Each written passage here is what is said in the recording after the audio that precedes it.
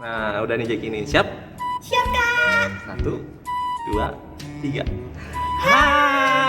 Ayo.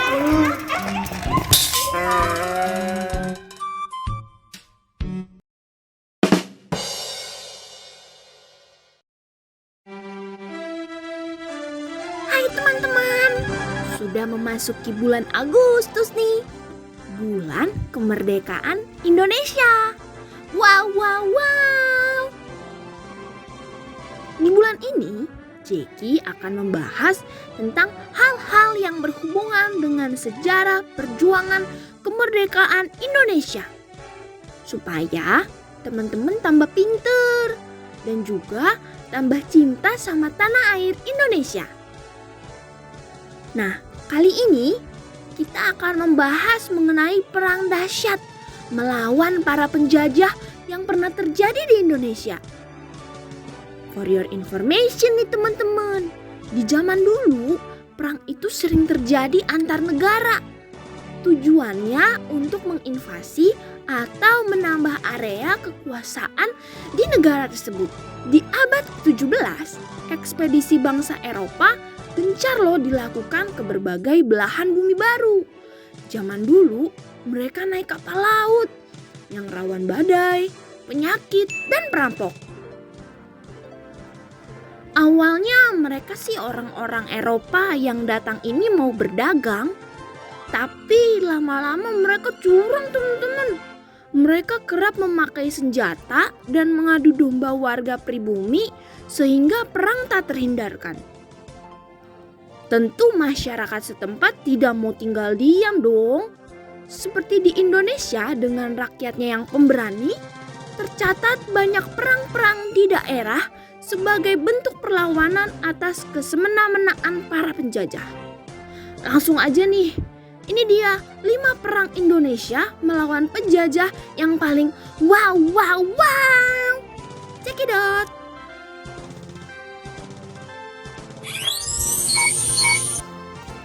Di urutan kelima ada Perang Diponegoro.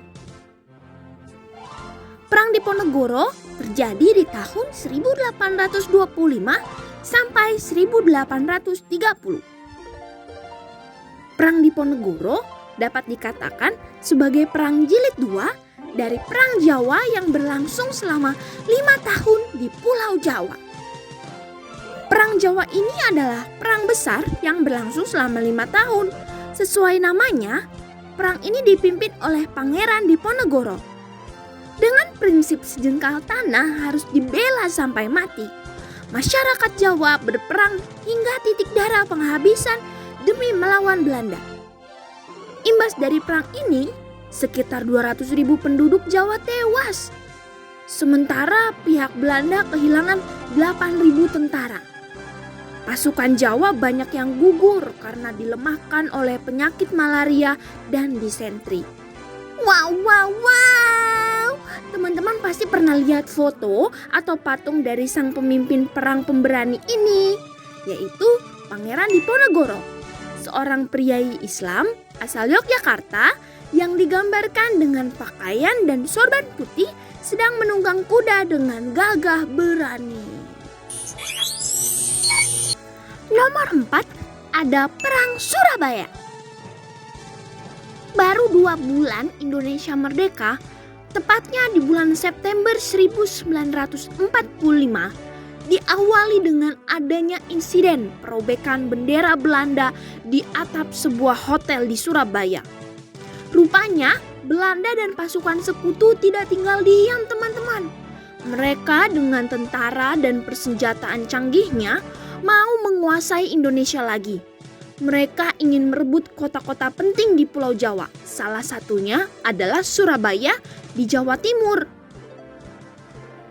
Berminggu-minggu, pasukan agresi militer asing ini berupaya menguasai Surabaya. Tapi tentara dan milisi pro kemerdekaan Indonesia yang dibantu oleh masyarakat Surabaya berhasil membuat rencana penguasaan ini gagal terus.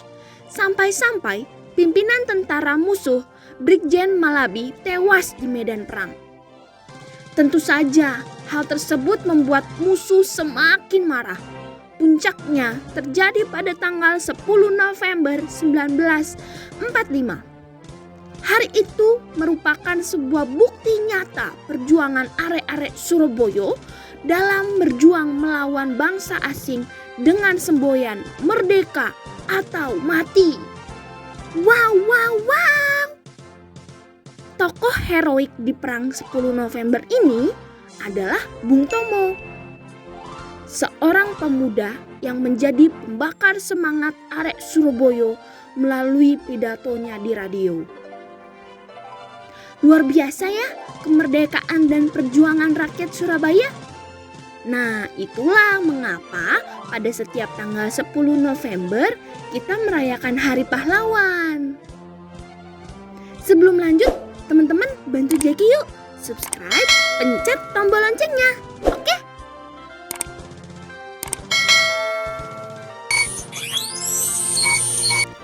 Di urutan ketiga ada serangan umum 1 Maret.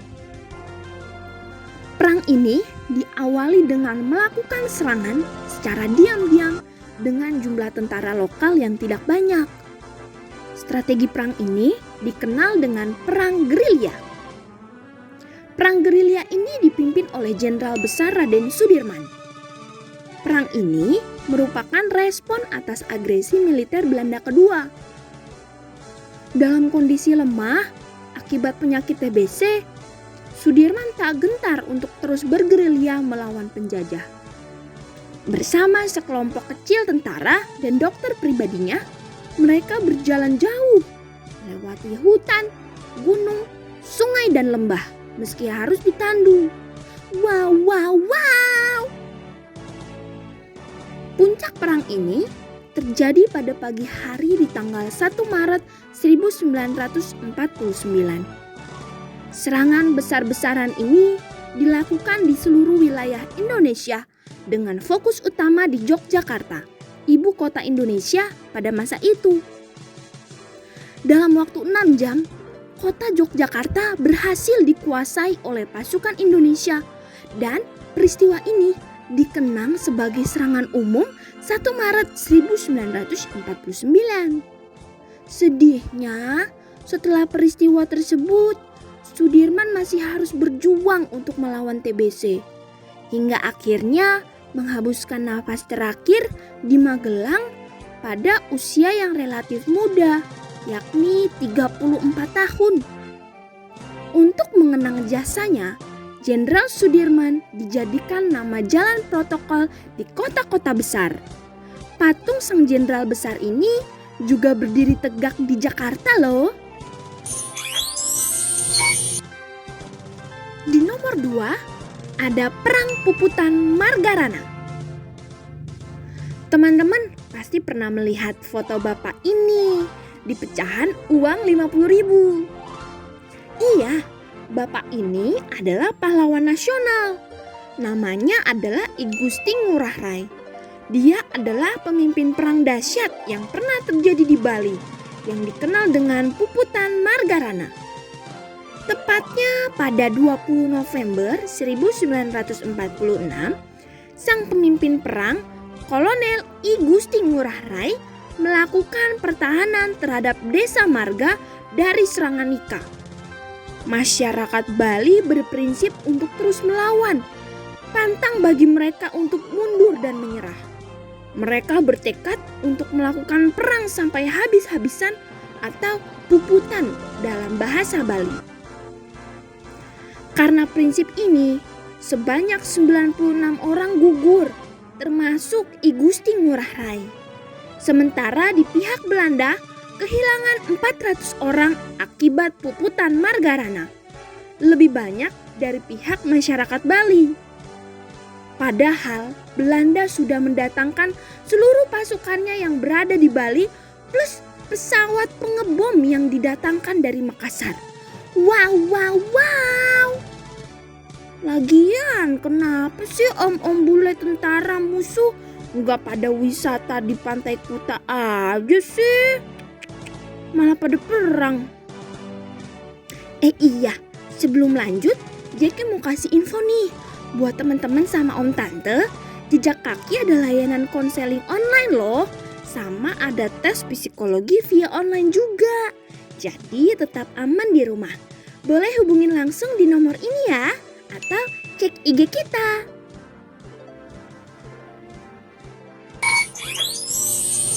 Oke, di urutan pertama yaitu Bandung Lautan Api. Halo, halo Bandung, ibu kota periangan. Halo, halo Bandung, kota kenang-kenangan. Teman-teman, siapa yang tahu lagu itu? Iya, lagu nasional Halo Halo Bandung ini memang terinspirasi dari cerita asli peristiwa Bandung Lautan Api yang terjadi pada 24 Maret 1946.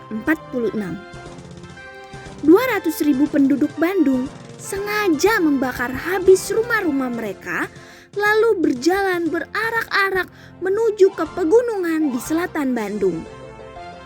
Loh, kok rumahnya malah dibakar sendiri? Iya, tujuannya untuk mencegah tentara sekutu Danika memakai Bandung sebagai markas strategis militer. Kan bangunannya sudah hancur terbakar. Jadi musuh nggak bisa ngapa-ngapain deh. Yang ada malah takut kebakar juga. Hehe, cerdas juga ya rakyat Bandung. Akibat peristiwa ini, api besar berkobar dan asap hitam mengepul di udara. Strategi bumi hangus ini memang digunakan karena kekuatan Tentara Rakyat Indonesia atau TRI tak sebanding dengan kekuatan sekutu Danika yang banyak dan punya persenjataan canggih. Tak tinggal diam, tentara Inggris pun menyerang sehingga terjadi pertempuran sengit di desa Dayeh Kolot, Bandung. Di sini terdapat gudang amunisi milik tentara sekutu. Lalu, 2 anggota Barisan Rakyat Indonesia ditugaskan untuk menghancurkan gudang amunisi tersebut. Mereka berdua gugur meledakkan diri beserta gudang senjata musuh itu. Wow, wow, wow. Luar biasa ya pengorbanan mereka.